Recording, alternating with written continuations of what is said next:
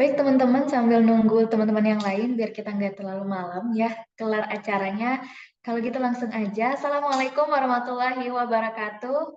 Selamat malam buat teman-teman yang udah hadir di Zoom meeting kali ini. Selamat datang saya ucapkan buat teman-teman peserta di acara webinar nasional Ruang Diskusi Peran Pemuda dalam Menghadapi Perubahan Iklim dan Lingkungan. Kami senang sekali bisa menyambut teman-teman untuk melakukan diskusi yang diinisiasi sama Ruang Lingkup dan Yayasan Aceh Hijau. Terima kasih kami ucapkan untuk narasumber yang udah bersedia hadir dan juga sharing sebentar lagi, dan juga media partner, serta teman-teman yang sudah berhadir di ruangan Zoom meeting ini. Kami harapkan partisipasi yang aktif untuk beberapa atau 30 menitan ke depan teman-teman sambil kita sharing-sharing bareng narasumber. Dan juga teman-teman, webinar ini diharapkan dapat menjadi sarana membangun jaringan antar pemuda, ajang bertukar pikiran, dan sebagai inspirasi buat teman-teman untuk mulai bergerak nih, melakukan aksi yang nyata untuk lingkungan. Jadi untuk malam hari ini bakal ada dua orang narasumber yang sangat spesial. Ada Bang Alfonso Zamorano SPD sebagai First Runner Up Duta Lingkungan Indonesia, dan juga Bang Dian Aprianda sebagai Wash and Environment Officer Yayasan Aceh Hijau. Wah, keren banget ya. Untuk teman-teman yang mungkin luang, boleh kita pada on cam, yang masih bisa nih on cam, silakan on cam dan tetap off mic-nya biar nampak rame nih ruangan Zoom untuk malam hari ini. Dan juga nanti bakal di-share ya link absen sama panitia, teman-teman jangan lupa untuk mengisi daftar absennya biar dapat sertifikatnya. Kalau gitu, nggak usah lama-lama. Untuk sesi sharing pertama ini bakal ada Bang Dian Aprianda sebagai Wash Environment Officer Yayasan Aceh Hijau. Tapi sebelumnya saya mau bacain dulu nih Bang, tentang CV Bang Dian Aprianda, teman-teman. Mungkin biar lebih kenal lagi ya. Jadi untuk Bang Dian sendiri adalah lulusan UIN Araniri, jurusan Teknik Lingkungan. Dan untuk pengalaman kerjanya sendiri udah banyak banget pastinya di bidang lingkungan. Salah satunya pernah melakukan survei infrastruktur instalasi pengolahan air limbah Kota Banda Aceh. Terus juga pernah kerja praktek di PT Berantas Api Beraya, Abi Beraya ya, dan juga pernah menjadi asisten praktikum pengelolaan persampahan domestik. Oke, dan asisten desain teknik lingkungan dan masih banyak lagi nih untuk Bang Dian Aprianda. Dan juga teman-teman untuk narasumber satu lagi, ada Bang Alfonso Zamorano nih teman-teman ya, yang mana beliau adalah lulusan Pendidikan Manajemen Islam IAIN Kendari, terus juga siswa lulusan terbaik nih di MA DDI Al Hidayah Konsel, Sulawesi Tenggara, winner ya FS Wakatobi Wave Sulawesi Tenggara, winner Indonesia Top Model, dan pastinya runner-up Duta Lingkungan nih Gabungan Indonesia. Banyak banget nih ya teman-teman untuk prestasi-prestasi dari dua narasumber kita malam hari ini. Tapi sebelum itu, bakal ada sebentar untuk kata sambutan dari Ketua Panitia. Jadi untuk membuka acara ini, kita persilakan untuk Ketua Panitia boleh sharing sepatah dua patah kata untuk membuka acara pada malam hari ini. Halo, halo, suaranya kedengaran nggak? Ya, kedengaran Bang. Oke, baik. Assalamualaikum warahmatullahi wabarakatuh. Selamat malam teman-teman semuanya. Eh, Puji syukur atas kehadirat Tuhan kita bersama-sama, Tuhan semesta alam, yang telah memberikan kita kesehatan dan juga keselamatan, sehingga kita bisa bersama-sama bergabung dalam webinar nasional Ruang Diskusi dengan tema Peran Pemuda dalam Menghadapi Perubahan Iklim dan juga Lingkungan. Oke, baik teman-teman. Sebelumnya terima kasih saya sebagai ketua panitia atas partisipasi dan juga kehadiran teman-teman di sini, dan tentunya sudah hadir di sini kedua narasumber kita yang bakal nanti memberikan materi eh, webinar diskusi kita ini. Nah, tema tentang peran pemuda dalam menghadapi perubahan iklim dan lingkungan. Tentunya teman-teman, tujuan dari kita buat webinar nasional ruang diskusi ini adalah untuk pemahaman kita bersama, khususnya kita para pemuda-pemuda terkait dengan situasi terkini. Nah, jadi eh, untuk menambah wawasan kita juga dan juga untuk kita di sini sama-sama berbagi ide untuk wawasan solusi yang bisa kita terapkan. Nah, jadi masalah tentang isu tentang iklim maupun isu tentang lingkungan kita rasa di sini adalah isu yang sangat krusial, teman-teman ya. Apalagi sekarang kalau siang-siang itu panasnya bukan main, teman-teman.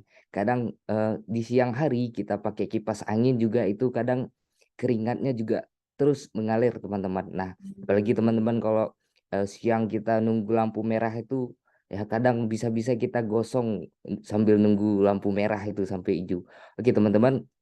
eh jadi komunitas ruang lingkup ini salah satu komunitas yang fokus isunya adalah pemberdayaan lingkungan dan pemuda. Nah, jadi webinar ini adalah salah satu upaya dari komunitas ruang lingkup untuk mewujudkan misi tersebut. Nah, jadi harapannya webinar ini bukan cuman ajang kita mendapatkan informasi, teman-teman, tapi juga aksi nyata yang bisa kita implementasikan setelah kita mendapatkan wawasan dari webinar ini. Nah, jadi mari kita diskusi di sini sebebasnya dan kita sama-sama mencari solusi dari tema yang bakal dikaji nanti sama pemateri malam ini. Baik, teman-teman, mungkin itu kata sambutan singkat dari saya. Eh, eh, Kemudian saya kembalikan kepada moderator. Terima kasih. Baik, terima kasih untuk Bang Adlin sebagai Ketua Panitia. Teman-teman gimana nih? Udah mulai mengenal ya apa itu ruang lingkup dan juga malam ini kita bakal ngapain? Kalau gitu, nggak usah lama-lama, langsung aja ya kita sambut narasumber pertama kita. Ada Bang Dian Aprianda sebagai WASH dan juga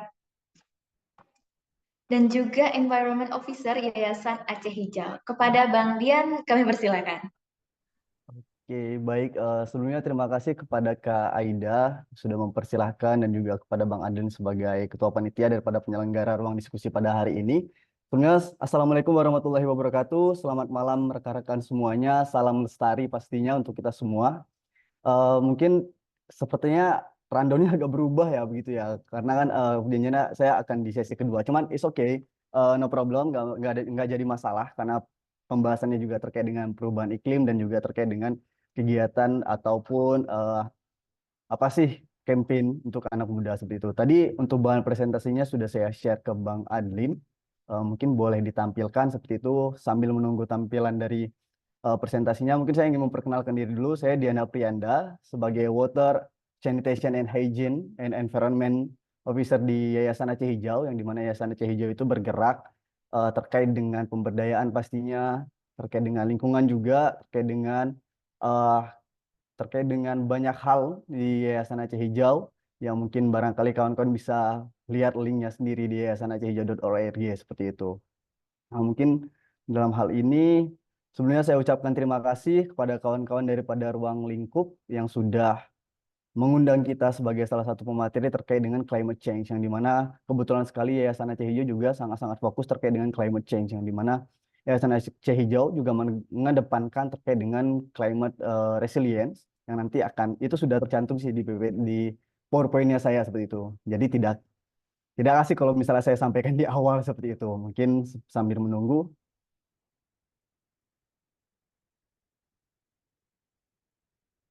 Atau boleh saya yang share aja barangkali jika memang ada kendala Kak Aida.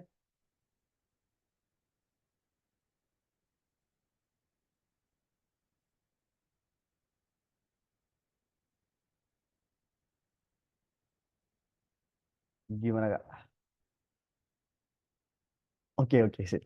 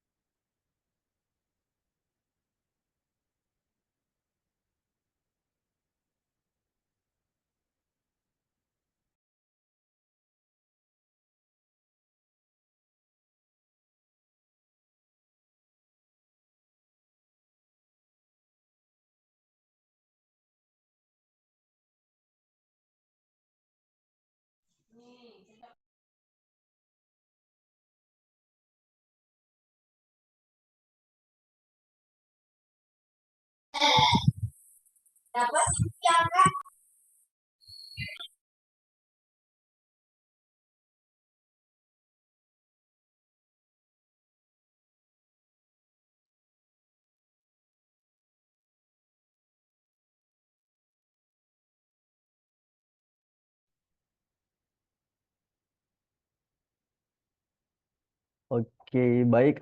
Terima kasih Kak Aida. Jadi sebelumnya mungkin rekan-rekan dari kawan-kawan dari Ruang Lingkup mengabari bahwasannya terkait dengan subtema pada malam hari ini yang akan saya sampaikan terkait dengan peran pemuda dalam perubahan lingkungan dan perubahan iklim, yang dimana kampanye dan aksi nyata pemuda peduli lingkungan dan perubahan iklim. Jadi di sini nanti saya akan menyampaikan terkait dengan, ya mungkin nanti saya akan menyampaikan juga terlebih dahulu mengenai ya climate change itu apa, perubahan iklim itu apa, dan mungkin dalam hal ini terkait dengan dampak daripada perubahan iklim itu seperti apa.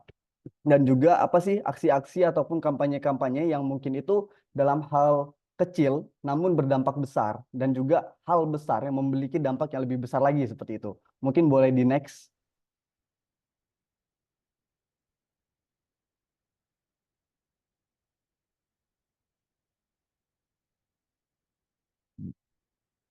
Di next Kak. Oke, oke cukup.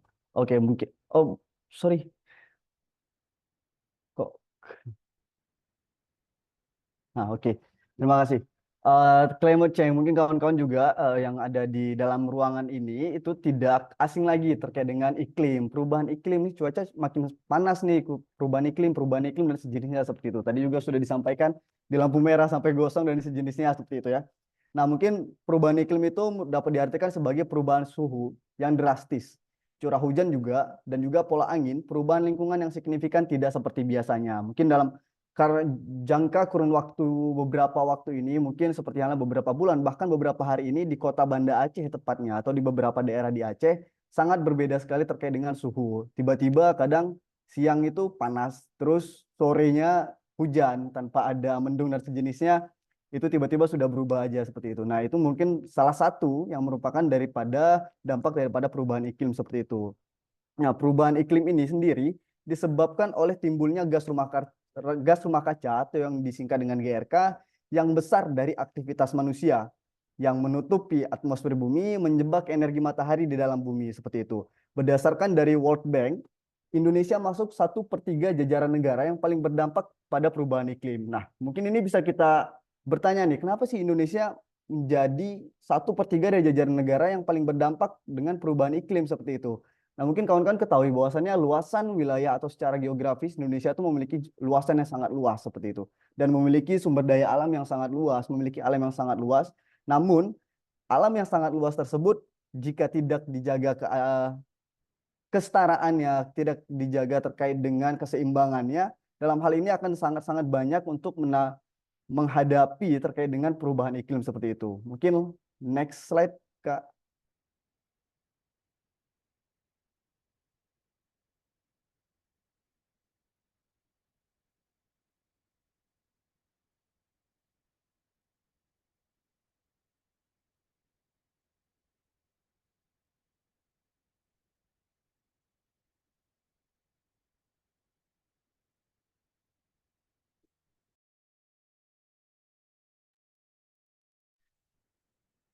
Boleh di next, Kak.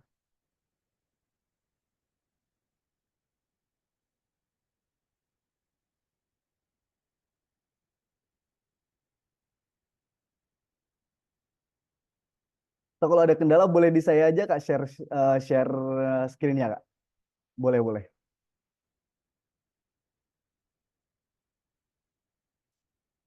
Oke.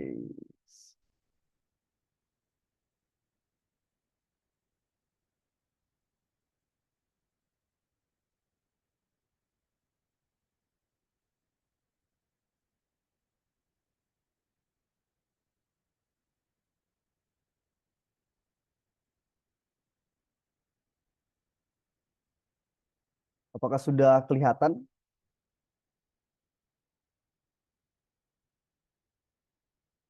Sudah ya? Oke. Baik, mungkin di sini akan saya menyampaikan terkait dengan potret lingkungan. Nah, di sini ada beberapa sub yang saya ambil dari beberapa data terpercaya pastinya di Indonesia, seperti halnya dari KLHK dan beberapa jenis data lainnya. Yang pertama terkait dengan sampah.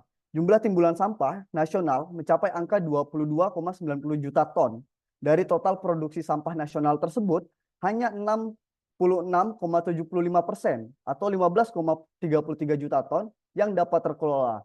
Namun, sedangkan sisanya 33,25% itu belum terkelola dengan baik. Bisa dibayangkan, ini dalam cakupan, ini data tahun 2023 yang dapat diakses dan baru saja kita akses. Itu 22,97 juta ton sampah yang dihasilkan di Indonesia secara selama setahun seperti itu, periode tahunan. Nah, di sini juga saya menampilkan data daripada Provinsi Aceh sendiri, di mana Kota Banda Aceh memiliki tingkat volume timbulan sampah yang sangat-sangat tinggi, yang mencapai 250 ton per tahunnya seperti itu. Nah, 250 ton per bulannya, mohon maaf. Nah, mungkin boleh kita bayangkan di sini, jika sampah yang sebanyak itu tidak dikelola dengan baik dan kita masih memiliki paradigma bahwasannya, oh kita buang sampah sembarangan saja, kita buang sampah hanya, oh nanti kan akan dikelola tuh di TPA, tempat pembuangan akhir. Nah, sebenarnya paradigma terkait dengan TPA itu mulai saat ini itu bisa kita rubah secara perlahan. Bahwasannya TPA itu adalah tempat pemrosesan akhir yang dimana minimal yang masuk ke dalam TPA itu adalah residu. Yang dimana residu adalah sampah yang tidak bisa dikelola dengan sendirinya oleh manusia ataupun masyarakat pada umumnya seperti itu. Nah, selanjutnya berdasarkan dari KLHK juga dalam buku Statistika Indonesia tahun 2023, di mana sebagian besar sungai di Indonesia tercemar pada tahun 2022.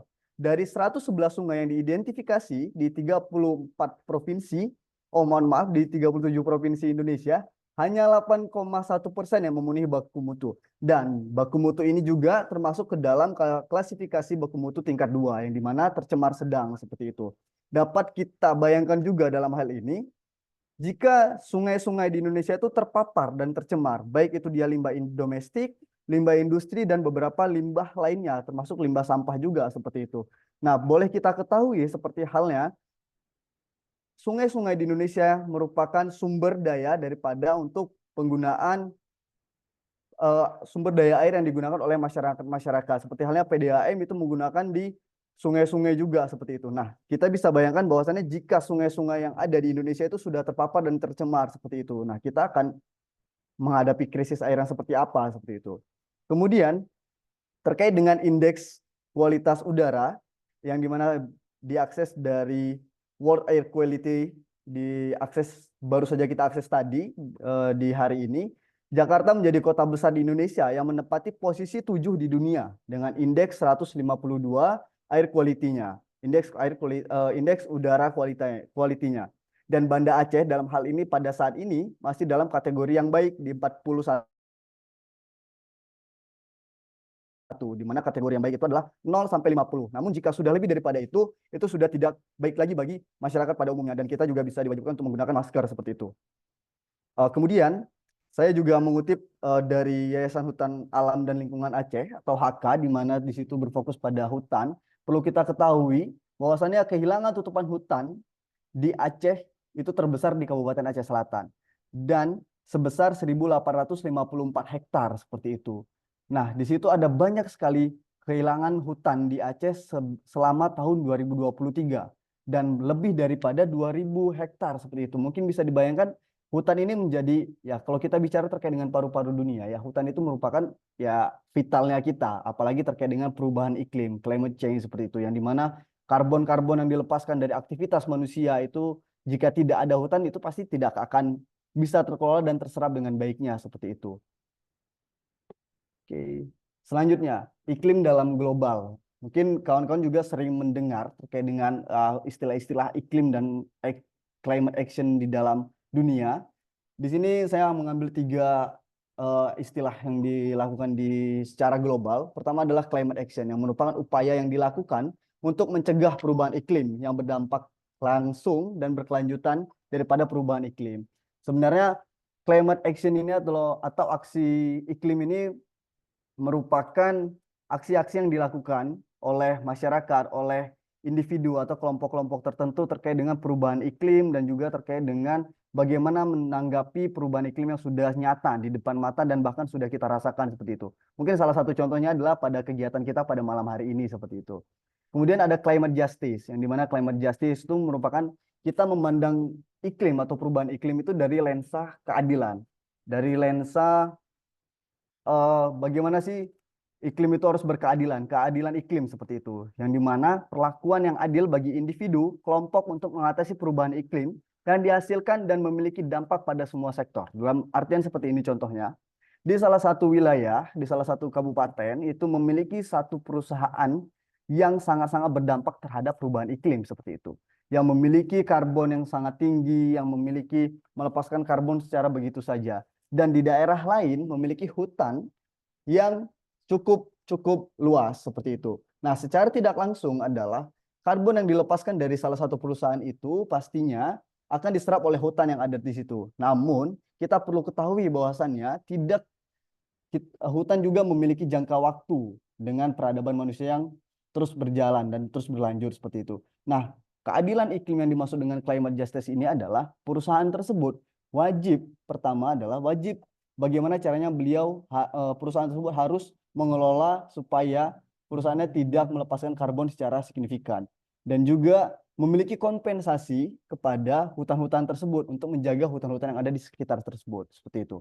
Kemudian ada climate resilience, yang dimana climate resilience ini adalah berketahanan iklim yang merupakan upaya dalam mengatasi dan mengelola dampak perubahan iklim sekaligus mencegah dampak perubahan iklim menjadi lebih buruk seperti itu. Kita tidak bisa memungkiri bahwasannya kita sekarang berdampingan dengan perubahan iklim seperti itu. Dengan cuaca yang sudah berubah, bencana alam yang memang nyata terkait dengan perubahan iklim, itu kita tidak bisa mungkiri sampai saat ini. Nah, climate resilient ini merupakan berketahanan iklim. Contohnya adalah jika kita ingin membangun infrastruktur, contohnya ada infrastruktur pengolahan air limbah misalnya. Nah, infrastruktur pengolahan air limbah itu kan bertujuan untuk mengolah air limbah. Namun ada garis bawah yang harus kita ketahui, itu berketahanan iklim atau tidak seperti itu. Infrastruktur tersebut tahan atau tidak terkait dengan perubahan iklim, terkait dengan banjir, contohnya panas, hujan, dan sejenisnya. Itu tahan atau tidak, karena jika tidak tahan dengan perubahan iklim yang terus berlanjut, maka sama saja infrastruktur tersebut tidak akan digunakan secara baik seperti itu.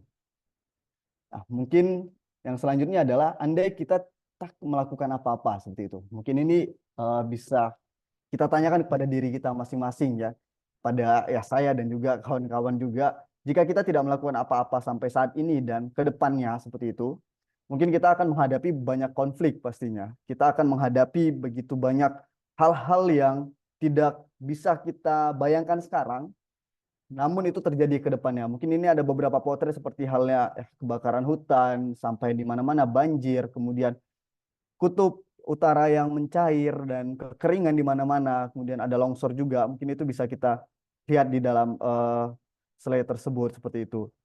Mungkin ironisnya seperti ini. Saya tidak akan melanjutkan slide-nya dulu nih, Kak Eda seperti itu. Mungkin saya izin. Jadi ada beberapa fenomena, khususnya di Indonesia pastinya. Dan ini baru rilis juga. Kalau misalnya kawan-kawan boleh searching jika memang ingin lebih lanjutnya. Yaitu adalah pertama, dipaksa miskin oleh iklim, kemudian terkait dengan kematian karena iklim. Nah, dipaksa miskin oleh iklim itu adalah terkait dengan perubahan cuaca yang tidak adanya penanggulangan dan solusi, di mana krisis pangan, krisis air, dan kekeringan yang sangat berdampak pada masyarakat seperti itu. Yang kita ketahui adalah air itu sangat menjadi kebutuhan bagi petani dan pekebun seperti itu. Dan juga terkait dengan kematian terhadap iklim, itu sangat nyata. Ini terjadi di salah satu desa di Pulau Jawa, yang dimana akses air yang cukup jauh, dikarenakan pada saat itu adalah krisis iklim, sehingga istri dari seorang bapak tersebut mengambil air dengan akses yang cukup jauh dan terpleset ketika membawa air dari tempat sumber airnya, dan langsung meninggal di tempat seperti itu. Dan ini fakta seperti itu. Nah, mungkin bisa kawan-kawan bayangkan jika kita tidak menjaga kestabilan lingkungan, ya banyak hal-hal kecil yang kita tidak lihat dengan lensa kita, namun itu terjadi di beberapa daerah seperti itu. Oke, ini mengulang lagi, andai kita tidak melakukan apa-apa sampai sekarang dan ke depannya. Yang pertama adalah kekeringan ekstrim, yang akan berdampak pada konflik air pastinya. Kemudian krisis pangan, gagal panen, dan konflik. Yang dimana konflik itu adalah ya ketika kamu punya uang, kamu akan memiliki air seperti itu. Itu sudah terjadi. Di Aceh itu sudah terjadi. Contohnya mungkin kita bisa sampaikan juga di Pulau Aceh itu sudah terjadi seperti itu. Jika mereka menginginkan air bersih untuk diminum, dimasak dan sejenisnya, mereka harus membeli seperti itu. Dan itu sudah menjadi hal yang nyata dihadapi dan menjadi tugas pihak-pihak yang harusnya berwenang seperti itu. Kemudian kesehatan dan masyarakat, wabah penyakit di mana-mana, angka kematian terus akan ada jika memang krisis iklim ini akan terus dibiarkan seperti itu. Kemudian penularan penyakit hewan dan manusia. Kenapa hewan dan manusia seperti itu? Perlu kita ketahui jika krisis iklim terus berlanjut dengan deforestasi yang sangat-sangat tinggi, maka perlu diketahui akan hewan juga pasti akan turun ke wilayah pemukiman masyarakat yang dimana hewan selalu berpikir bahwasannya itu akan menjadi wilayahnya mereka seperti itu. Kemudian adalah bencana alam yang sudah kita rasakan pada saat ini sepertinya suhu bumi yang berubah, cuaca, curah hujan yang tidak konsisten lagi, kemudian longsor, banjir, kenaikan muka air laut itu sudah sangat-sangat nyata. Mungkin bisa kita bayangkan bahwasannya 2050 atau 2100 ke depannya mungkin kota-kota besar yang muka air lautnya sudah tinggi itu sudah tenggelam dan mungkin kita bakal memperhatikan beberapa pejabat akan memberikan pidato di dalam tenggelamnya air seperti itu. Cuman itu kan tidak mungkin seperti itu. Kemudian pergeseran musim dan cuaca, selanjutnya adalah erosi seperti itu. Selanjutnya, selanjutnya adalah terkait dengan kampanye dan aksi nyata. Nah, ini dia pesan yang dari Bang Lin sampaikan bahwasannya, Bang, tolong sampaikan sedikit terkait dengan apa sih aksi dan kampanye yang bisa kita sampaikan dan kita lakukan seperti itu. Sebenarnya kampanye dan aksi nyata yang kita lakukan itu banyak ragamnya dan banyak jenisnya untuk keberlanjutan dan untuk hal-hal baik seperti itu. Sini ada beberapa poin, ada 6 poin yang saya ambil. Pertama adalah kebijakan, yang dimana kita sebagai pemuda, kita sebagai generasi muda, kita wajib mengawal kebijakan terkait dengan pelestarian lingkungan seperti itu. Banyak kebijakan-kebijakan yang baru hadir dari kalangan pemerintah yang mungkin itu dirasa tidak sesuai dengan proporsi lingkungan seperti itu. Itu mungkin itu bisa menjadi kita yang mengawal dan kita yang mengadvokasikan seperti itu. Kemudian mengawal transisi energi. Nah, mengawal transisi energi ini sangat-sangat perlu. Kita harus mempertanyakan nih, Indonesia sudah berapa persen bauran energinya? Kemudian Provinsi Aceh sudah berapa persen nih bauran energinya untuk beralih dari energi fosil menjadi energi yang baru terbarukan seperti itu. Kemudian Forum Lingkungan Nasional dan juga internasional pastinya. Di internasional kita punya COP yang dimana itu merupakan pertemuan untuk konferensi terkait dengan iklim di seluruh negara yang tahun lalu itu di Dubai yang menghasilkan beberapa kebijakan-kebijakan dan juga beberapa peraturan-peraturan di dalamnya. Kemudian ada ELCOI, mungkin kawan-kawan bisa search. ELCOI itu merupakan konferensinya anak muda terkait dengan environment, terkait dengan iklim di tahun lalu 2023. Kita pernah mengikuti salah satunya itu terkait dengan iklim di Indonesia seperti itu. Dan pasti sangat-sangat banyak untuk forum-forum seperti itu. Kemudian climate justice, yang dimana climate justice adalah keadilan iklim yang merupakan hal yang wajib dilaksanakan bagi setiap orang, setiap individu, setiap kelompok, dan terutama adalah setiap orang-orang yang membuat karbon itu sangat-sangat tinggi seperti itu. Tanggung jawab bersama dengan prinsip berkeadilan dan juga perdagangan karbon. Kemudian adalah climate resilience, di mana mengelola dampak perubahan iklim yang untuk kehidupan yang berkelanjutan. Jadi untuk pada saat ini yang kita ketahui dan juga yang menjadi fokus kita juga di Yayasan Aceh Hijau adalah bagaimana untuk beberapa hal infrastruktur, beberapa hal yang ingin dibangun dan fokus di bidang lingkungan dan juga pengelolaan atau infrastruktur lainnya itu wajib berketahanan iklim. Jika tidak berketahanan iklim, maka infrastruktur yang dibangun itu sangat sia-sia seperti itu dan tidak memiliki jangka waktu yang panjang seperti itu. Kemudian selanjutnya adalah mungkin ini yang simple dan sering kita jumpai, itu adalah green lifestyle, di mana gaya hidup ramah lingkungan dengan memperhatikan penggunaan listrik kita. Mungkin di Banda Aceh, di Sumatera nih. Ini kan lagi banyak, bukan fenomena sih sebenarnya, memang kejadian bahwasanya sering terjadinya pemadaman lampu yang tidak konsisten dan sejenisnya seperti itu. Nah, mungkin itu boleh kita coba kita pikirkan, kita putar sudut pandang kita, jika kita menggunakan panel surya atau tenaga surya, mungkin sepertinya kita tidak akan merasakan hal-hal seperti itu. Dengan mungkin kita punya nih tenaga surya di rumah dan di samping rumah kita menggunakan PLN. Nah, ketika mereka mati, kita sepertinya masih hidup-hidup saja seperti itu. Kemudian adalah prinsip 3R atau reduce, reuse, dan recycle. Di mana kita harus menerapkan prinsip reduce, reuse, dan recycle adalah dengan mengurangi penggunaan yang maksudnya mengurangi dalam hal ini penggunaan barang yang menghasilkan sampah yang cukup banyak. Kemudian jangan lupa juga untuk melakukan recycle. Sudah banyak kok beberapa platform dan juga beberapa tempat-tempat untuk mengelola sampah atau limbah-limbah domestik kita seperti itu untuk dijadikan barang yang lebih berguna lagi. Kemudian ada decarbonization. Mungkin kawan-kawan tahu bahwasannya decarbonization itu adalah ada tiga seharusnya, ada tiga tahap untuk melaksanakan decarbonization ini. Yang pertama adalah mengurangi dan menangani sampah, limbah domestik, dan polusi, di mana kita harus memanage apa sih sampah yang kita hasilkan dalam satu hari, dan kalaupun bisa satu hari itu kita tidak usah menghasilkan sampah seperti itu. Kemudian memperpanjang masa siklus hidup produk seperti itu. Contohnya kita dengan menggunakan tumbler kita akan meminimalisir daripada sampah seperti itu. Kemudian dengan barang alat elektronik yang merupakan limbah, jika menjadi limbah dan limbah bahan berbahaya beracun, itu semaksimal mungkin kita menggunakannya secara maksimal seperti itu. Mungkin ya zaman anak-anak sekarang itu adalah seringnya adalah FOMO seperti itu ya, kurang lebih ya. Mungkin di kita seperti itu. Jadi ya selalu berganti tidak sesuai dengan kebutuhan seperti itu. Kemudian adalah climate action, yang dimana climate action itu ada banyak sekali climate action.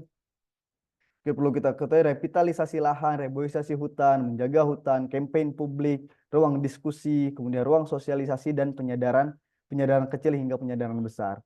Nah, mungkin di situ ada kutipan yang saya coba buat sedikit. Meskipun kita sudah dapat merasakan dampak perubahan iklim pada kulit kita, tetapi ada banyak orang yang masih belum menganggap bahwasannya perubahan iklim, perubahan lingkungan, dan energi sebagai salah satu masalah yang mendesak seperti itu. Mereka tahu nih, oh panas nih hari ini segala macam. Mereka nggak tahu bahwasannya panas ini karena adanya perubahan lingkungan dan perubahan iklim yang sangat-sangat signifikan seperti itu, yang memiliki dampak yang sangat besar dan memiliki dampak yang sangat-sangat merugikan bagi kita semua seperti itu. Oke, selanjutnya. Ini sudah hampir sampai ke tahap yang terakhir. Sebelum saya mengakhiri, ada beberapa kutipan yang ingin saya sampaikan juga. Jika kita tidak bisa menjaga alam, maka kita tidak bisa menjaga diri kita. Hal ini juga sangat-sangat konkret karena jika kita tidak bersahabat dengan alam, begitu juga sebaliknya seperti itu. Baik itu penyakit, bencana alam, dan sejenisnya.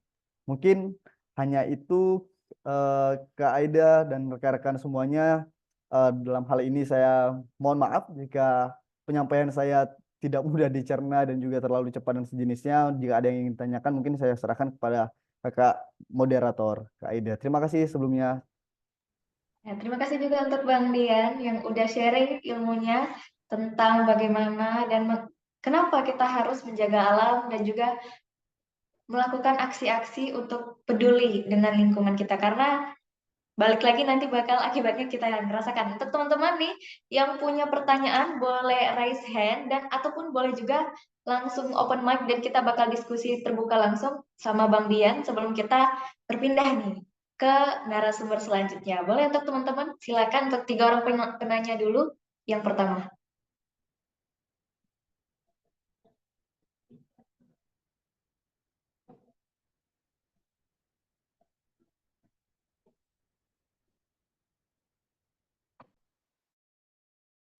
Ya, silahkan untuk Kak Nurul Islamidini. Baik, suara saya terdengar jelas, Kak Ocha? Ya, baik, terima kasih banyak untuk kesempatannya. Jadi, aku cukup relate dengan penjelasannya Bang Dian tentang sampah, tentang perubahan iklim, maupun juga tentang berbagai upaya yang bisa kita lakukan untuk menanggulangi permasalahan yang ada di dunia ini. Bukan cuma di Indonesia ya, tapi di dunia. Nah, yang paling aku gemes adalah kondisi yang istilahnya aku tuh udah berusaha. Misalnya aku udah pakai tumbler dan suatu ketika air minum aku habis dan susah sekali aku nemuin tempat yang bisa refill tumbler seperti itu. Dan jadi kayak ujung-ujungnya aku mau nggak mau harus beli botol minuman kemasan lagi dan menyampah seperti itu. Nah, kira-kira kalau dari pendapat Bang Dian itu bagaimana? Terima kasih.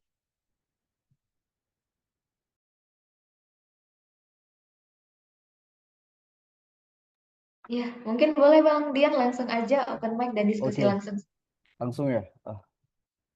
Oke, terima kasih Kak Nuris, Kak Nurul Islam Dini, Kak Nuris untuk pertanyaannya. Sebenarnya ini bukan pertanyaan sih, lebih ke kita semua nih. Nah, dalam hal ini memang sering sih dirasakan dalam terkait dengan kita sudah membawa tumbler, kita juga sudah bawa tempat minum dan sejenisnya. Tapi kita nggak tahu nih refill di mana seperti itu.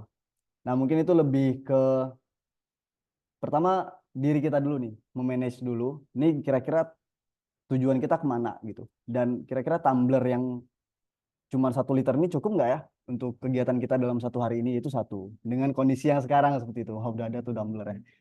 Dengan kondisi yang sekarang seperti itu. Nah, yang kedua adalah yang mungkin itu banyak tempat-tempat umum yang belum notice nih terkait dengan bahwasannya perlu nih untuk refill dan juga sejenisnya, bahwasannya perlu untuk adanya refill dan juga dari kebijakan dari pemerintah juga belum ada mungkin barangkali untuk mewajibkan untuk adanya refill di beberapa tempat umum seperti itu. Nah, dalam hal ini mungkin Pak Nuris boleh tuh nanti kita coba mungkin dari kawan-kawan ruang lingkup mau mengadvokasikan nih dengan rekan-rekan pemerintahan atau dengan yang mengelola tempat umum seperti itu, bisa tuh untuk apakah perlu nggak nih disediakannya refill air minum di beberapa tempat umum seperti itu.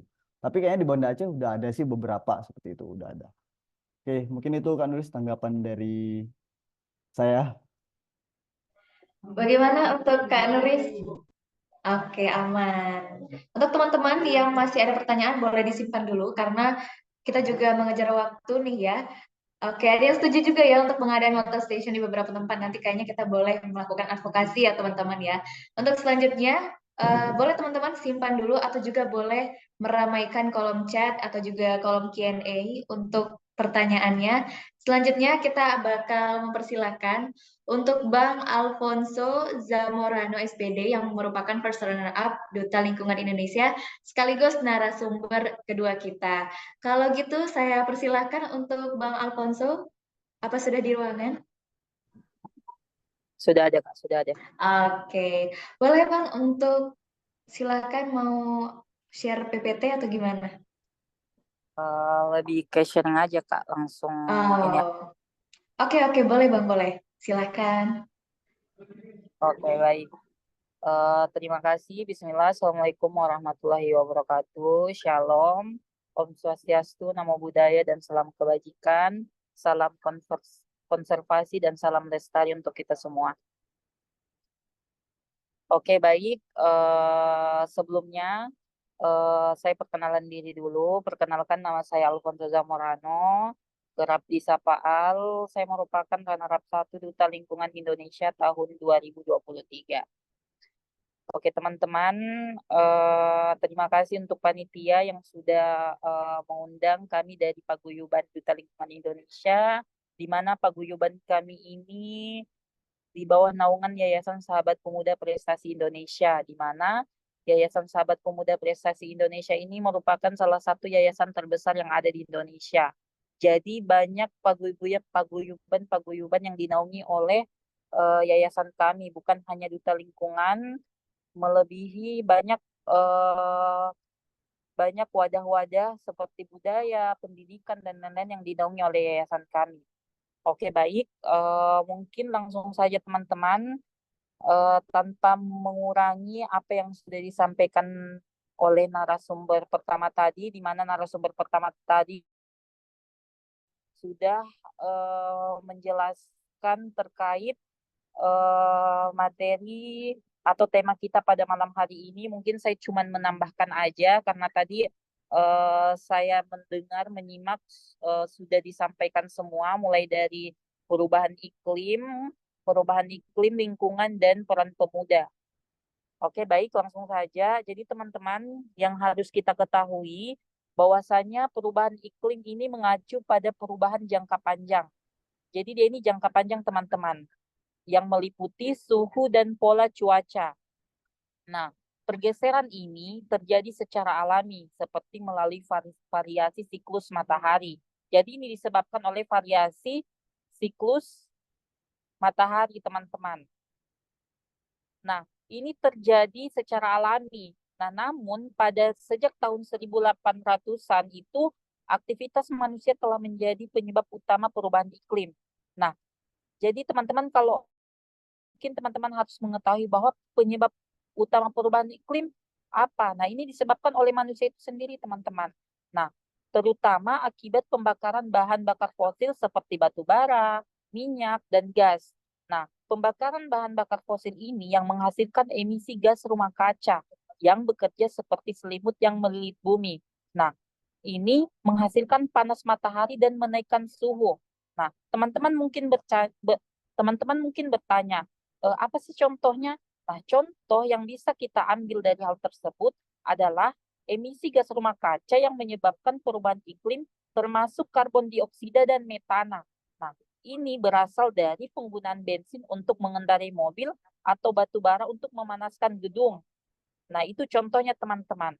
Nah, kemudian yang kedua adalah pembukaan lahan dan hutan juga dapat melepaskan karbon dioksida. Tempat pembuangan sampah merupakan sumber utama emisi metana, energi industri, transportasi, bangunan, pertanian, dan tata guna lahan termasuk di antara penghasilan emisi utama.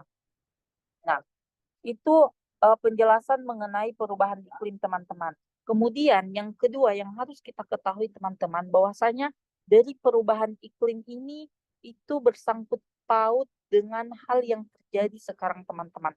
Pasti masih banyak teman-teman di luar sana yang tidak mengetahui apa yang sedang bumi kita, apa yang sedang planet kita hadapi saat ini, teman-teman.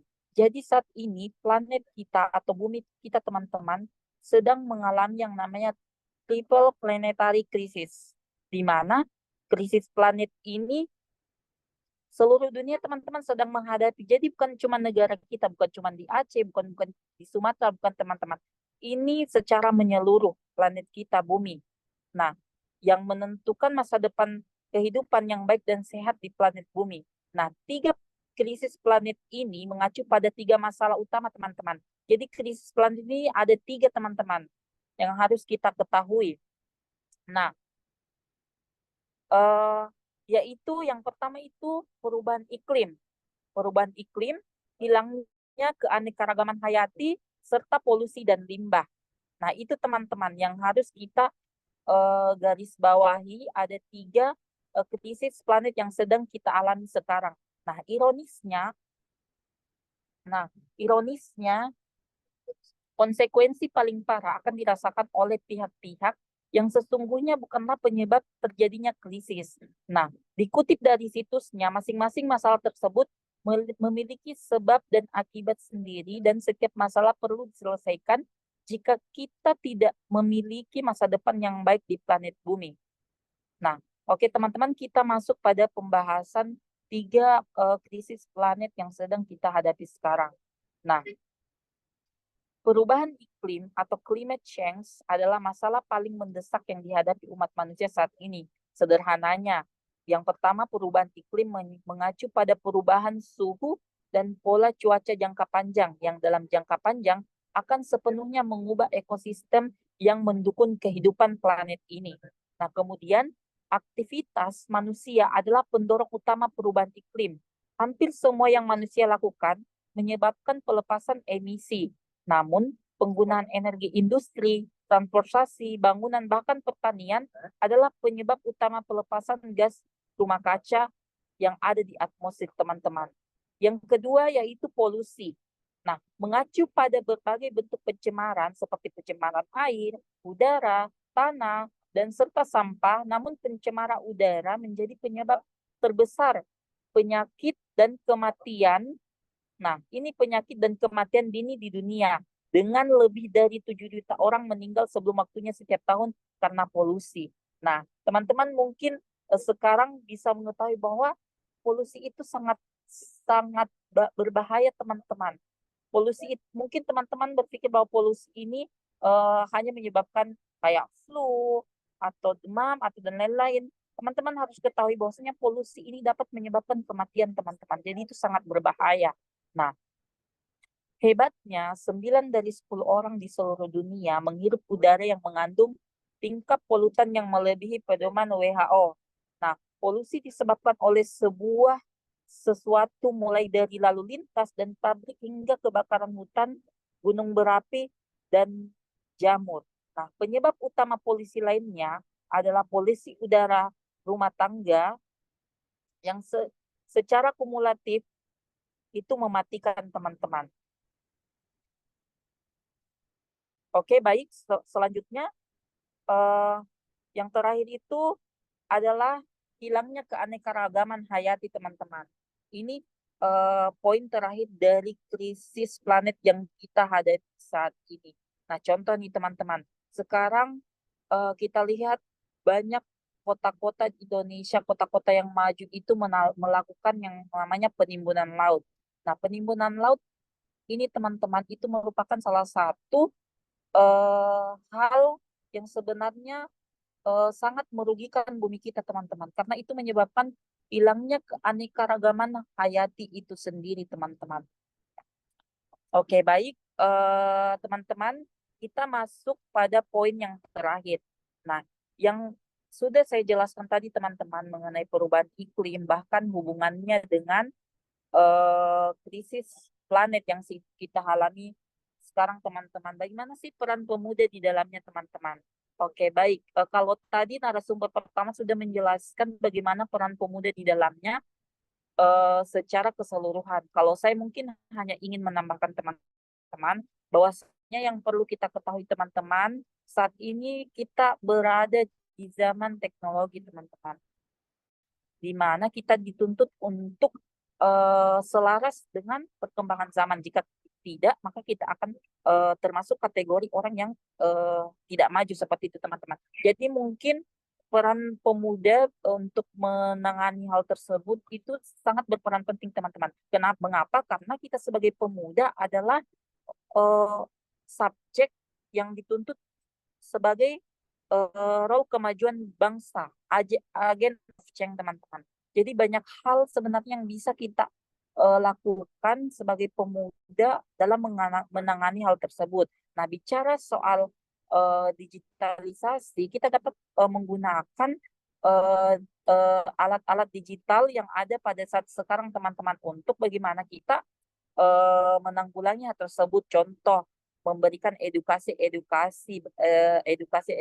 tentang peduli lingkungan teman-teman, di mana sekarang orang itu lebih berfokus sama yang namanya sosial media teman-teman.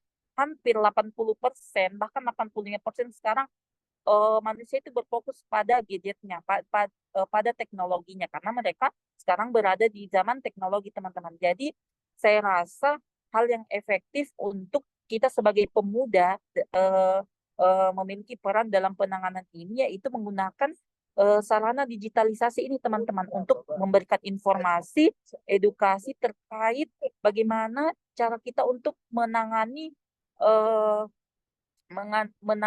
masalah lingkungan yang sedang kita hadapi sekarang ini teman-teman. Nah, hal sekecil apapun itu teman-teman, jika itu berdampak, lakukanlah teman-teman. Ya, saya mengambil contoh teman-teman. Kami di Paguyuban Duta Lingkungan Indonesia itu kemarin, alhamdulillah sudah bekerja sama dengan Gubernur Provinsi Sulawesi Selatan teman-teman, di mana kami itu dalam menangani krisis planet ini teman-teman, kami menyelenggarakan yang namanya program Hortikultura teman-teman, di mana kami keliling di berbagai kabupaten yang ada di Sulawesi Selatan untuk melakukan kegiatan hortikultura teman-teman, di mana kami menanam beberapa pohon bermanfaat, di mana pohon ini itu memiliki manfaat.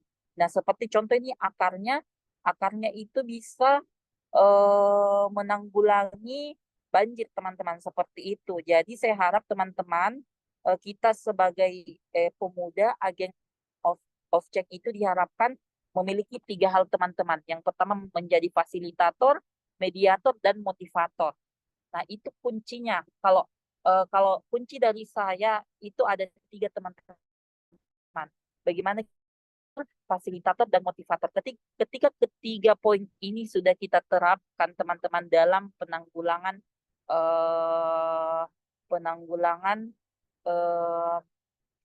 isu lingkungan hal ini, maka saya rasa isu lingkungan itu akan berkurang teman-teman, sedikit demi sedikit akan berkurang, seperti itu teman-teman.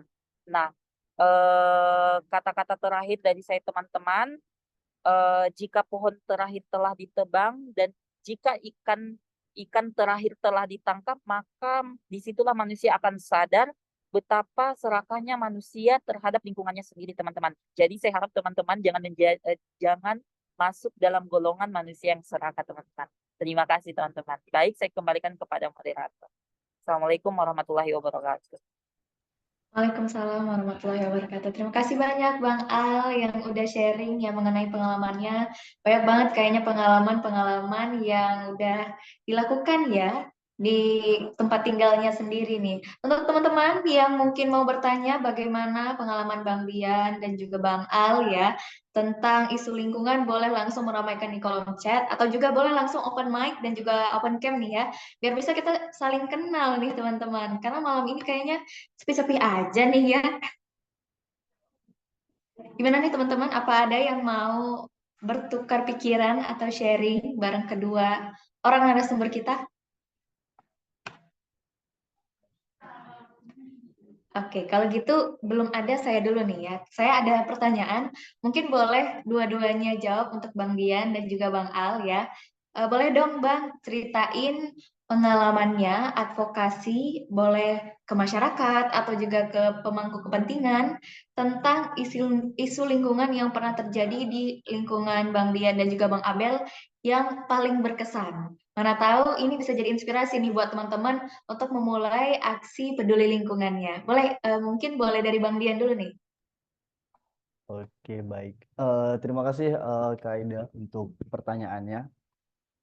Kalau untuk terkait dengan apa yang sudah pernah dilakukan dan juga yang paling berkesan, sebenarnya ada banyak seperti itu Kak untuk terkait ini. Karena kan kebetulan dengan latar belakang teknik lingkungan juga dan juga aktif di organisasi lingkungan, dan juga sekarang di Yayasan Aceh Hijau yang merupakan salah satu concernnya di bagian environment atau water and sanitation hygiene. Sebenarnya kalau di masa mahasiswa itu yang paling berkesan itu kita pernah buat diskusi satu Sumatera, dan itu memang bukan saya sih pemeran utamanya gitu ya, cuman kan terlibat juga dengan kawan-kawan diskusi dengan di mana kita pada saat itu ada kegiatan di Banda Aceh yang dimana Banda Aceh menjadi tuan rumahnya. Di situ kita diskusi terkait dengan transisi energi, dan itu menghadirkan dari 3 sub elemen di mana kita menghadirkan pemerintah, kemudian kita menghadirkan LSM juga, dan juga kita menghadirkan dalam sisi akademi, dan juga kita juga menghadirkan terkait dengan sisi aktivisme lingkungannya seperti itu. Jadi di situ kita menghadirkan di salah satu ruang publik yang begitu konkret dan lengkap terkait dengan transisi energi seperti itu. Nah, mungkin itu Kak salah satunya. Dan juga kalau di Yayasan Aceh Hijau sendiri itu kita terkait dengan climate resilience tadi Kak. Jadi di mana hal-hal yang berkaitan atau hal-hal infrastruktur yang ingin kita bangun atau ke pemerintah juga gitu kan. Pemerintah ini kan banyak membangun infrastruktur baru seperti itu. Nah, itu wajib kita masuk ke dalam poinnya itu adalah climate resilience. Nah, kebetulan di ruangan ini juga ada Pak Yulian nih. Pak Yulian ini senior saya nih Kak di kerjaan gitu ya.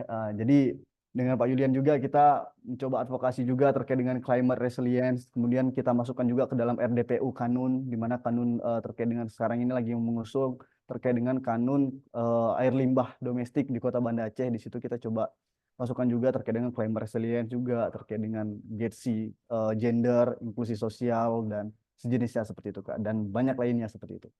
Mungkin itu Kak Aida salah satunya. Terima kasih. Terima kasih untuk Bang Dian yang udah sharing. Ini salah satunya loh, masih banyak salah 2, salah 3-nya berarti ya. Untuk kegiatan yang sangat menginspirasi dari Bang Dian. Wah, luar biasa ini teman-teman. Untuk kalau misalnya ada yang kepo tentang apa aja kegiatan Bang Dian, mungkin boleh ya dikepoin WhatsApp-nya dan juga Instagram-nya kali ya, dan juga pastinya Yayasan Aceh Hijau. Oke, selanjutnya untuk Bang Al, boleh Bang diceritakan pengalaman yang menarik dari isu lingkungan?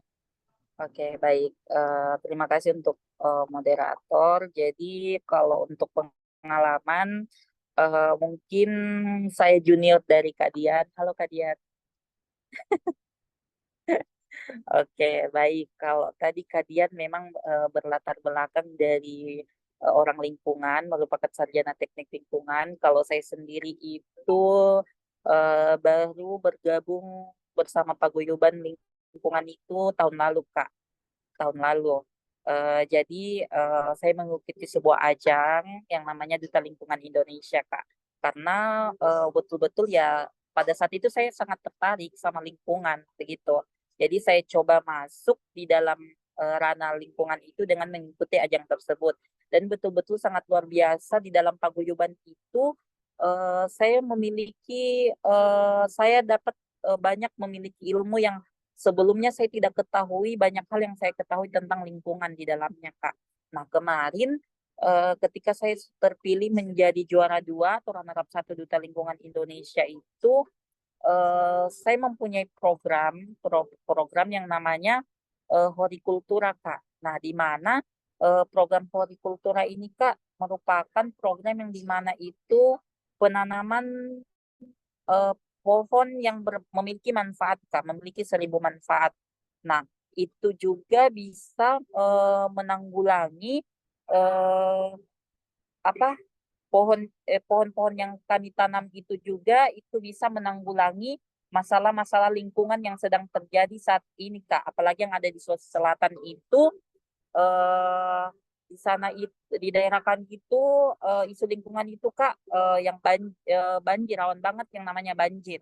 Nah, sebelum kami melakukan program ini, Kak, kami melihat dulu kira-kira di daerah kami ini apa yang sedang terjadi. Nah, itu, Kak, banjir. Nah, makanya kami menyungsung program Hortikultura ini.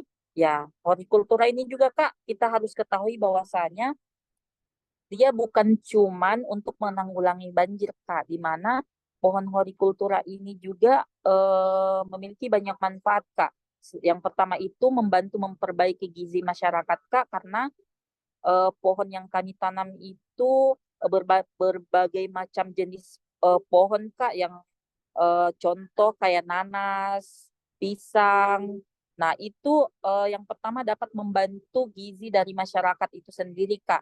Nah, yang kedua itu memperluas lapangan pekerjaan, Kak. Jadi program hortikultura ini itu juga sebenarnya bisa membuka lapangan pekerjaan di daerahnya, Kak. Seperti pertanian dan lain-lain. Nah, ini juga pasti membantu pendapatan para petani, Kak, di daerah itu karena eh, eh, pohon-pohon yang ditanam itu merupakan pohon-pohon yang memiliki nilai jual tinggi, Kak, yang seperti nanas Australia, kayak pisang-pisang yang dijual yang di Alfamart, Indomaret, kayak supermarket itu, Kak. Jadi tidak secara langsung itu mendatangkan rezeki atau pendapatan para petani. Nah, program hortikultura ini, Kak, kami berkolaborasi dengan pemerintah yang ada di Sulawesi Selatan, yaitu Gubernur Sulawesi Selatan, karena ya seperti yang kita ketahui, Kak, program hortikultura ini merupakan program yang sangat besar. Jadi kalau untuk kami sebenarnya kami pemuda-pemudi di sini bisa menjalankan, tapi kurang rasanya jika kita tidak kolaborasi dengan pemerintah, Kak. Jadi kami kemarin sempat mengajukan kepada Pak Gubernur dan kebetulan Pak Gubernur ACC, Kak. Jadi alhamdulillah kami sudah keliling beberapa daerah di Sulawesi Selatan untuk melakukan program hortikultura ini, Kak. Dan alhamdulillah hasilnya sekarang ada seperti kami sering diundang ke pesta panen dan lain-lain, Kak. Jadi untuk teman-teman mungkin di luar sana yang belum mengetahui tentang hortikultura ini, karena saya juga baru mengetahui hortikultura ini ketika saya masuk eh, ke dalam lingkup lingkungan, saya baru mengetahui hortikultura ini, makanya saya mengangkat program kerja kami yaitu penanaman 1.000 pohon hortikultura, Kak. Jadi teman-teman mungkin bisa melakukan ini di daerahnya teman-teman, karena ini sangat bermanfaat untuk kita dan untuk orang lain teman-teman. Bahkan ini memiliki berkepanjangan, sifat berkepanjangan teman-teman. Jadi suatu saat anak dan cucu kita dapat merasakan apa yang kita tanam hari ini, seperti itu teman-teman. Terima kasih. Wah, luar biasa ya, 1000 tanaman hortikultura yang juga jadi program Bang Al nih ya, dalam menjadi duta lingkungan. Oke, untuk teman-teman masih ada yang mau bertanya, silakan meramaikan kolom chat ataupun boleh langsung open mic nih Kang Ronong. Dan juga teman-teman ya, ada juga nih yang udah meramaikan kolom chat, ada yang ngasih semangat dan juga ngasih harapan. Terus juga pastinya kapan-kapan deh ya kita bisa diskusi untuk tatap muka, mungkin yang sewilayah aja palingan bisanya. Dan juga ada dari Pak Yulian nih, jangan pernah patah semangat dalam mendorong peningkatan kualitas lingkungan hidup, terutama mulai dari diri sendiri dan dari rumah. Apa ada lagi yang mau bertanya? Silahkan nih. Oke, sepertinya tidak ada nih teman-teman, tapi sepertinya ruang chat di WhatsApp masih dibuka lebar untuk teman-teman yang mau berdiskusi. Nah, ini ada satu orang yang mau bertanya, bagaimana nih Bang, kita bisa memastikan kalau inisiatif lingkungan yang dilakukan oleh pemuda dapat berkelanjutan dalam jangka panjang. Ini, siapa duluan nih mau jawab? Boleh Bang Al atau juga Bang Dian? Mbak Aida aja duluan kalau enggak. Yang Oke, narasumbernya mungkin dulu. dari saya boleh sih.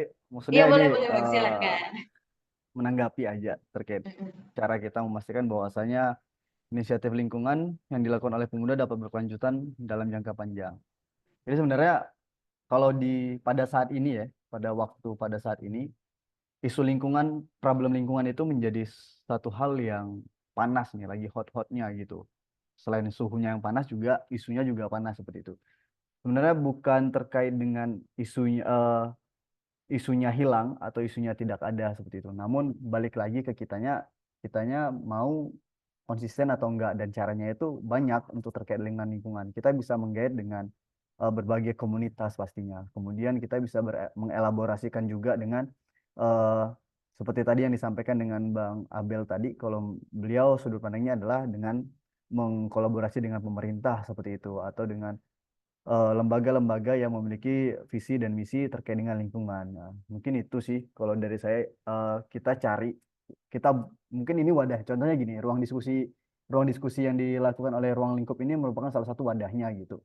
Nah, kita kan dari berbagai latar belakang perkumpulan atau komunitas lain-lainnya, itu bisa dirangkum, mungkin nanti bisa menjadi database dari ruang diskusinya atau dari ruang lingkupnya, dan itu bisa menjadi satu ruang wadah yang nantinya ketika ada isu lingkungan yang diinginkan atau ingin dibicarakan terkait dengan solusinya, itu bisa menghubungi itu, oh ini nih, ini dari komunitas ini dari komunitas ini dari lembaga ini, jadi gitu.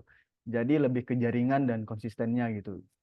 Banyak, bahkan ini kan karena base-nya ini, saya kurang tahu apakah base-nya Ruang Lingkup ini di Banda Aceh juga atau enggak. Eh, Kebetulan saya tinggal di Banda Aceh, dan di Banda Aceh sendiri untuk terkait dengan komunitas, lembaga, terkait dengan lingkungan yang isinya anak-anak muda itu sudah cukup banyak seperti itu. Dan melalui media sosial juga kita bisa akses bahwasannya sudah sangat banyak seperti itu. Tinggal dipantik aja seperti itu.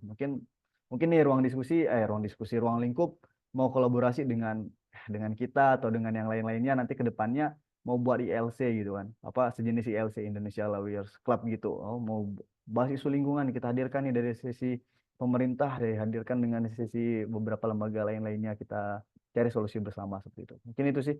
Yang penting konsisten gitu. Karena ketika kita bicara lingkungan, ya selagi masih ada masih diberi kesempatan untuk bernafas, ya itu. Karena kalau bukan sekarang kapan lagi gitu. Mungkin itu sih Kak Aida. Silakan. Terima kasih. Oke, kuncinya konsisten ya Bang ya. Nanti Ya. hasilnya bakal kita lihat sedikit demi sedikit nih, untuk teman-teman yang mulai mengajak teman-temannya mau di lingkungan kampus atau di lingkungan rumahnya. Oke, jadi memang usaha kecil aja pasti ada bentuknya, bakal ada hasilnya juga nih. Buat teman-teman yang masih mau bertanya, boleh kita kasih kesempatan sekitar 1 menit lagi, silahkan. Ya, izin bertanya, boleh? Ya, boleh, silahkan. Jadi saya ingin bertanya terkait dengan perubahan iklim tadi dengan efek gas rumah kaca lah, kita bilang GRK ya. Seperti yang kita tahu, bahwasanya lahan pertanian ataupun pertanian ketika mereka ingin masuk dalam masa penanaman, sebelum masa penanaman mereka melakukan pembukaan lahan itu banyak dengan membakar lahan.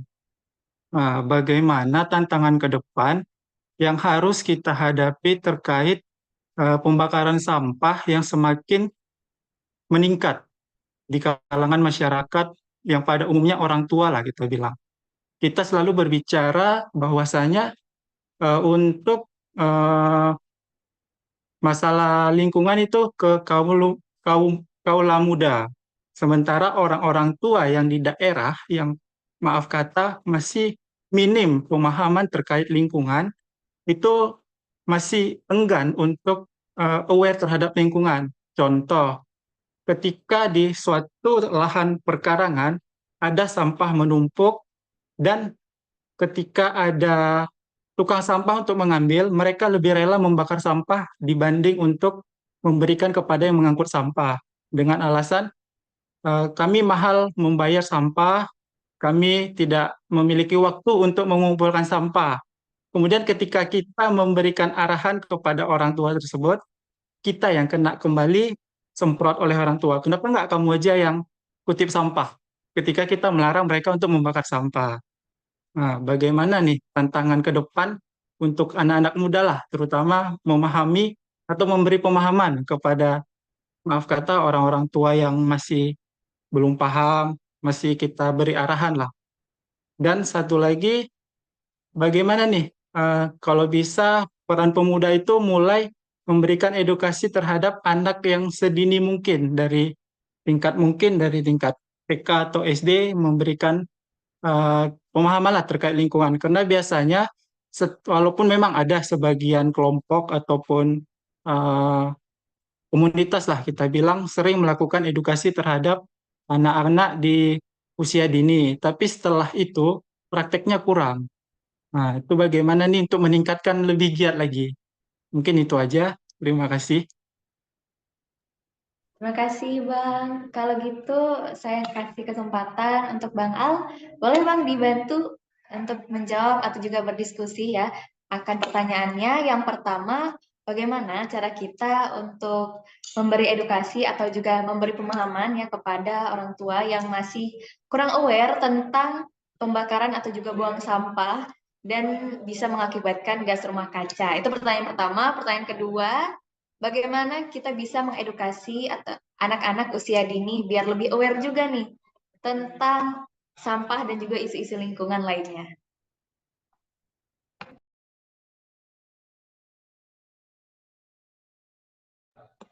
Apa Bang Al masih di ruangan?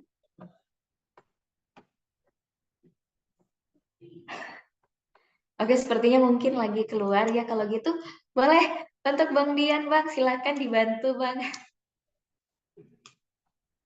Oke, baik Kak Aida. Jadi mungkin makasih Bang Akbar Hasibuan, ini salah satu senior saya nih.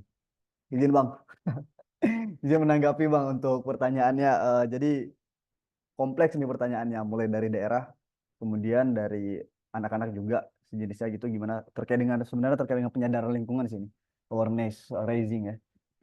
Mungkin kalau sudut pandang saya terkait dengan ini, pertama ini pertanyaan yang satu dulu ya, terkait dengan ya anak-anak tingkat sekolah SD dan tingkat dini itu gimana sih cara ngasih tahunya di sejenisnya gitu. Nah sebenarnya kalau kita lihat dari tingkat pendidikan, memang itulah dibentuknya eh, kepribadian dan juga awal itu kan ketika mereka usia dini.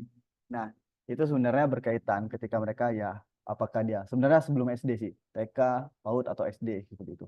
Nah, kalau untuk di Indonesia sendiri itu sudah ada roadmap sanitasi sekolah yang harus dilaksanakan oleh setiap sekolah, yang dimana itu masuk ke dalam ke kurikulum juga kalau saya nggak salah, tapi memang ada roadmap sanitasi sekolah secara nasional, dan bahkan itu baru launching juga di 2024 ini di bulan 2, yang dimana roadmap sanitasi sekolah itu kompleks isinya yang harus dilakukan oleh setiap sekolah seperti itu, terkait dengan ya PHBS lah, perilaku hidup bersih dan sehat. Mulai dari mereka itu dianjurkan untuk membawa tumbler dan sejenisnya terkait dengan pembuangan sampah. Bahkan anak-anak SD dan anak-anak TK atau PAUD itu sudah mengetahui untuk 3R, mohon maaf, terkait dengan pemilihan sampah seperti itu. Nah, untuk edukasi kalau menurut saya untuk anak-anak itu sudah kompleks harusnya yang disediakan oleh pemerintah seperti itu terkait dengan itu. Cuman tinggal kitanya nih atau dari pihak yang eksekusi nih sejauh mana gitu follow up-nya dan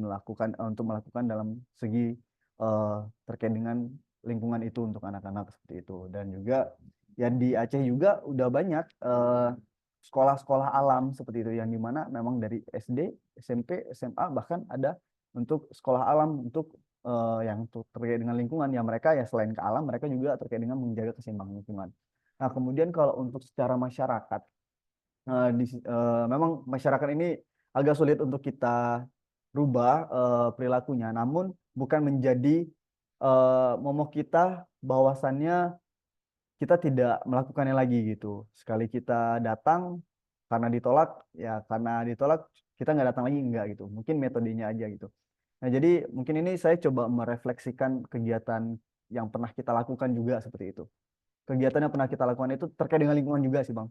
Dalam hal ini memang terkait dengan sanitasi, itu adalah terkait dengan air limbah domestik. Yang dimana kita ketahui air limbah domestik ini juga luput dari perhatian gitu. Kalau sampah ini kan ya seksi gitu ya. Langsungnya selalu kita lihat gitu, dan juga oh sampah di mana-mana nih ada sampah sedikit, oh ini nggak becus nih segala macam, buang ini. Ini air limbah, terkait dengan air limbah domestik. Nah, kita melakukan awareness raising bekerja sama dengan pemerintah pastinya, kemudian bekerja sama dengan apa ya kalau di desa itu ya perangkat-perangkat desanya, kemudian kita door to door, mau nggak mau kita harus door to door. Selain door to door, kita juga melakukan kalau di Aceh ini kan ada menasah gitu ya, kemudian ada kegiatan rutin ya duduk ibu-ibunya dan juga bapak-bapaknya gitu. Nah, kita melakukan sosialisasi di setiap kampung seperti itu, dan juga door to door memberikan KIE atau sejenisnya dengan sosialisasi seperti itu, bahwasannya ya ini kita tanyain gitu ya, ini sudah pernah disedot belum tangki septiknya ibu, seperti itu. Oh enggak, ini aman kok karena nggak penuh-penuh, bahwasannya ya nggak penuh-penuh ya meresap aja tuh ke dalam istilahnya air limbahnya gitu kan. Nah, jadi sejenis itu. Nah, alhamdulillah kurang lebih berapa ya, dalam jangka waktu beberapa bulan bahkan itu kami melakukan itu dengan cakupan lebih dari 1.000 rumah di sini, itu mencapai yang mendaftar untuk penyedotan tangki septik untuk mendukung L2T2 itu sampai ke 500 kakak atau 500 rumah. Jadi lebih ke situ tuh. Memang betul tantangannya adalah kita akan ditolak, ini nggak penting segala macam, itu betul. Cuman balik lagi ke kitanya, dan juga jika memang ada dukungan daripada pemerintah atau kebijakan dari pemerintah itu biasanya lebih ini. Apalagi kalau di Aceh kan ada ya misalnya di daerah-daerah itu kan memiliki perangkat desa, kemudian ada apa ya tuh HP dan sejenisnya seperti itu kan. Nah, mungkin itu kan bisa menjadi sosialisasi yang lebih konkret lagi untuk itu. Jadi kan ya kalau di Aceh nih, mungkin kalau di mungkin Bang Akbar kayak karena di Aceh nih, makanya saya tadi bilang di Aceh. Kalau di beberapa daerah itu kan siapa nih yang paling didengarin nih dari orang tuh. Ah, itu kita coba dekatin dan kita coba sosialisasi melalui itu seperti itu. Mungkin itu sih Bang. Kalau dari saya Bang, mungkin kalau ada dari kawan-kawan yang ada tambahan, saya persilahkan juga lah Kak Aida dan yang lainnya begitu. Karena saya juga masih dalam tahap belajar juga pastinya. Terima kasih. Oke, ya, terima kasih Bang Dian. Untuk teman-teman yang mungkin ada pendapatnya yang mau di-sharing mengenai pertanyaan sebelumnya ya, tentang bagaimana sebaiknya kita mengedukasi atau juga memberi pemahaman pada orang tua, dan juga anak usia dini boleh segera di on mic, dan kalau memungkinkan boleh di on cam-nya juga biar kita saling kenal nih.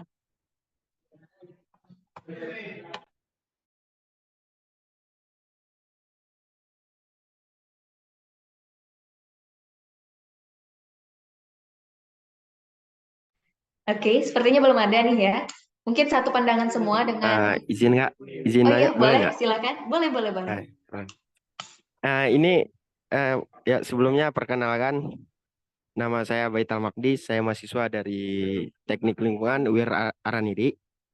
Jadi saya bukan ingin nanya, tapi ingin meminta pendapat ya, menurut pendapat dari abang-abang pemateri ini. Nah, jadi akhir-akhir ini sedang ramai di perbincangan di sosial media itu LS on Papua. Nah, ini merupakan seruan aksi peduli masyarakat Indonesia terhadap wacana pembabatan hutan yang diganti dengan perkebunan sawit. Jika benar ini terjadi, maka bencana akan menimpa kehidupan di bumi Papua.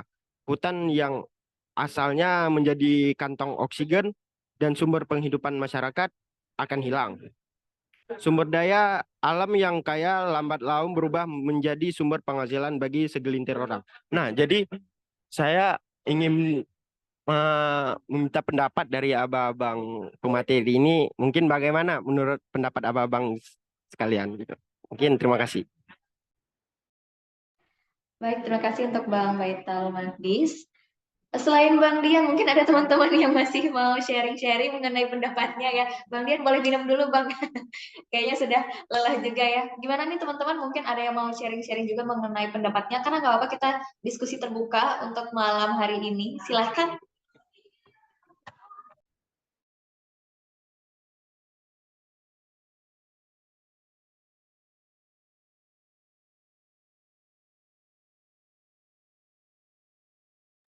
Oke, gimana?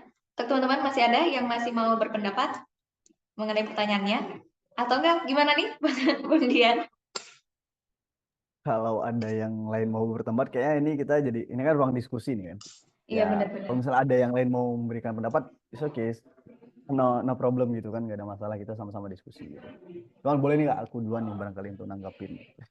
Baital ya, Baital Magdis. Oke, makasih Baital untuk bukan pertanyaan tadi kan, tanya pendapat gitu kan terkait dengan All Eyes on Papua. Sebenarnya ya betul, sekarang lagi viral terkait dengan itu, terkait dengan problem isu environment isu di Papua, yang dimana hutan, yang kita ketahui hutan itu, kalau Papua itu menyebutnya bahwasannya hutan itu adalah ibu, seperti itu.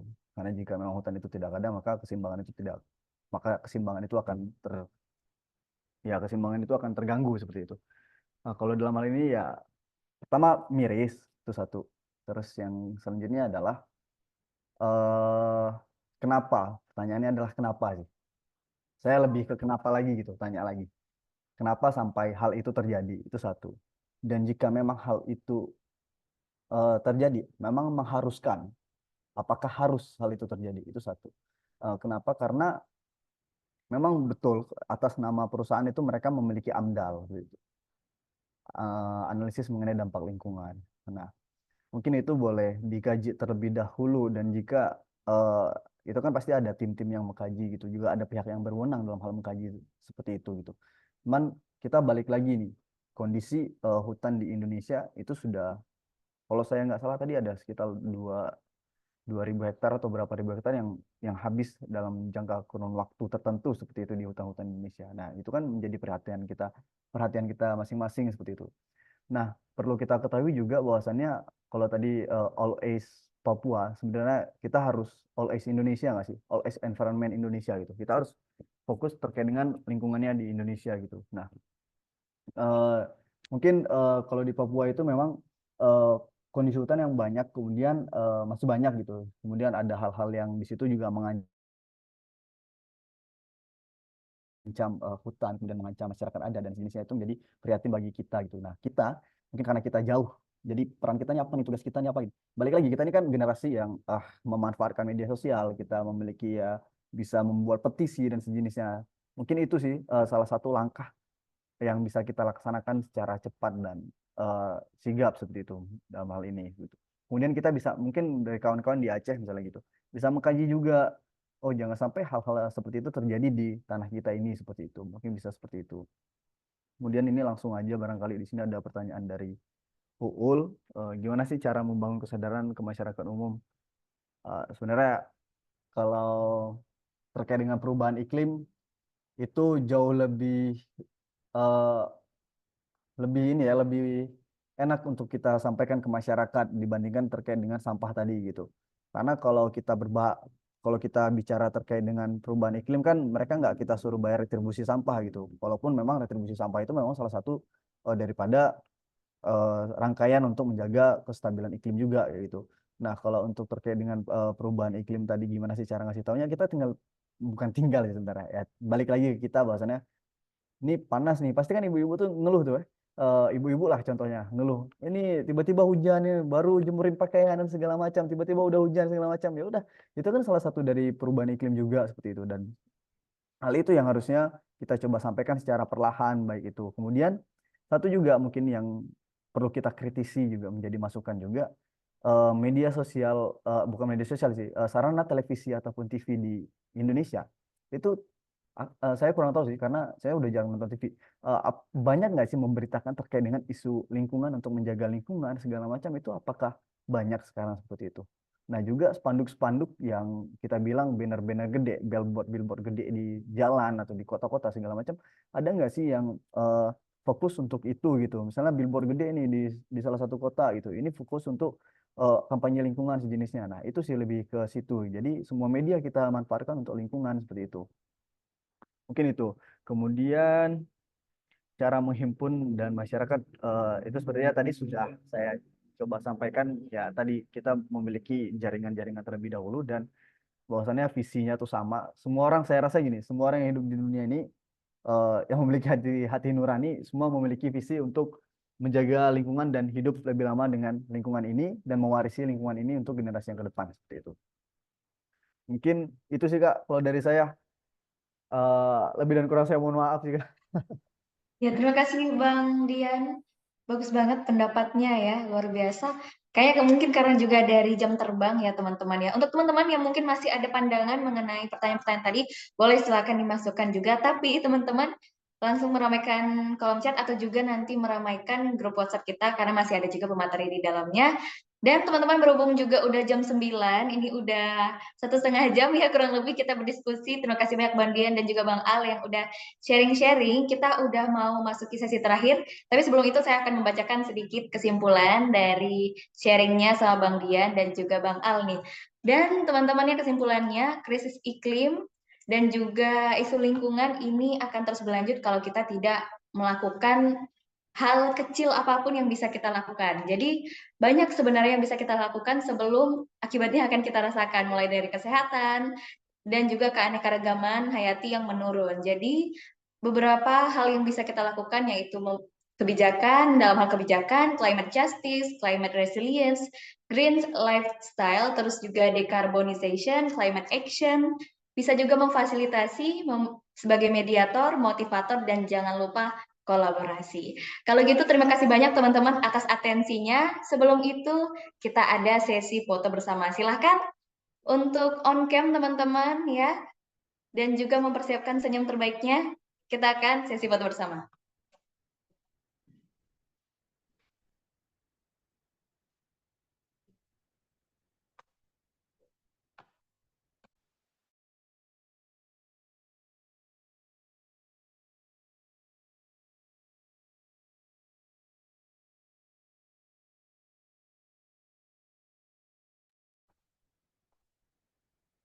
Oke, yang belum on cam, silahkan on cam, saya tunggu. Oke, nggak apa-apa. Kita mulai aja, teman-teman. 3, 2, 1.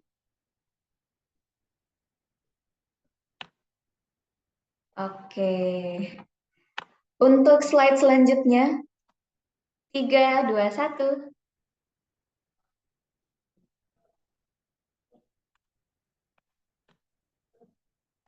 Oke, terima kasih banyak teman-teman atas atensinya.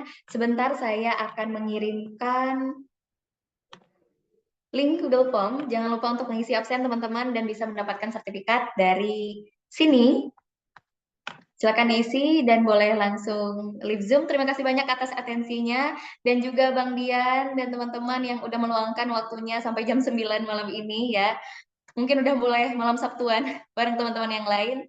Sekian dari saya. Assalamualaikum warahmatullahi wabarakatuh. Selamat beristirahat. Waalaikumsalam, terima kasih.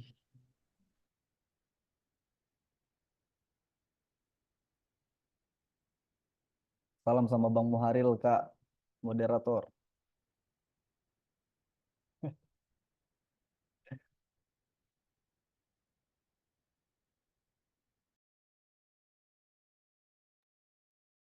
Keren Bang Dian.